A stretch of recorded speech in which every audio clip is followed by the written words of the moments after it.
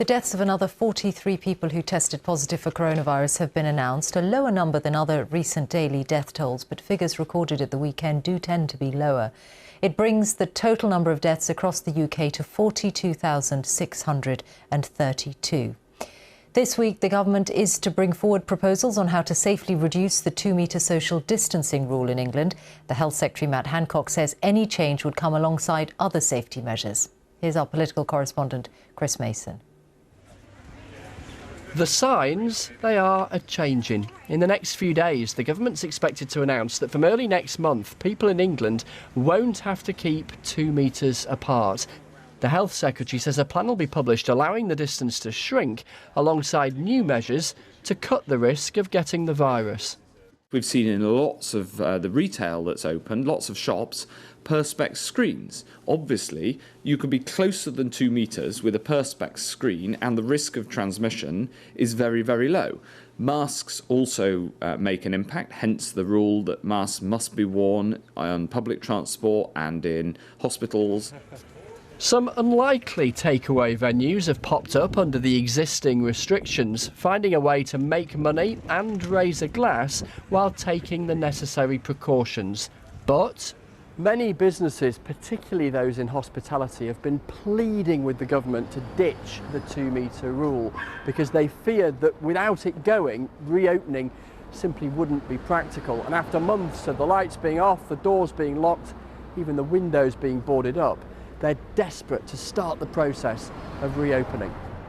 Some say making it compulsory to wear a face covering in more places would be better than the 2-metre rule because it created actually a false sense of security. It's not that suddenly beyond 2 metres there's no risk. And I'd rather be at 1 metre of someone who's infected, but if both of us wear a mask, than at 2 metres without a mask.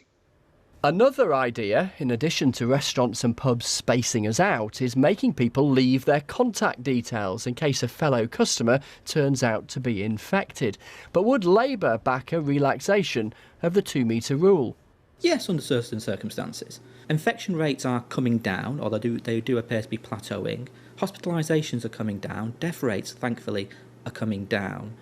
But this still remains a deadly virus. We cannot be complacent. So if we're going to relax some measures, we need to make sure other mitigation measures are in place.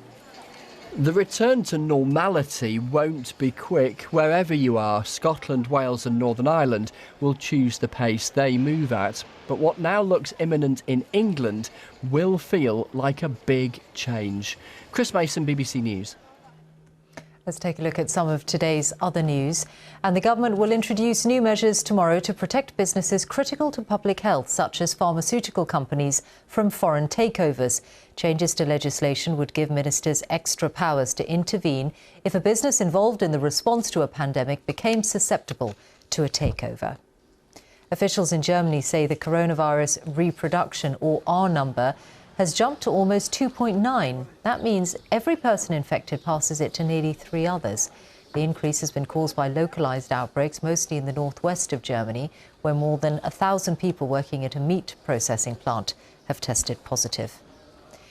Spain has lifted its state of emergency, reopening its borders to visitors from most of Europe and allowing British tourists in without having to quarantine.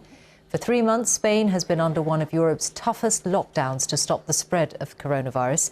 Its COVID-19 death toll stands at over 28,000, the third highest in Europe. India has the world's 4th highest number of confirmed coronavirus cases, more than 400,000 infections. It has recorded around 13,000 deaths, but some frontline healthcare workers have told the BBC that fatalities are being underreported. Our Mumbai correspondent Yogita Limai reports. They're always on the go now. For decades, Jitendra Singh Shanti has been carrying the dead from hospitals to crematoriums in Delhi. But as India battles the coronavirus pandemic, he says they're witnessing an unprecedented situation. I've not seen such a scary period in my life. We used to transport about 5 bodies a day for cremation. But now that's increased to 25. The situation in Delhi is really bad, he says. From the country's graveyards, crematoriums and hospitals, there are accounts that the real number of people who've died of coronavirus is higher than official data.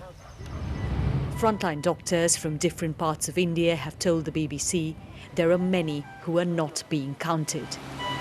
They didn't want to be identified, fearing reprisal from the government. There is a massive underreporting in Delhi. In our isolation ward, 45 people have died in the past 3 weeks, out of which only 7 were tested. We don't know if they had COVID or not, but they definitely showed the symptoms.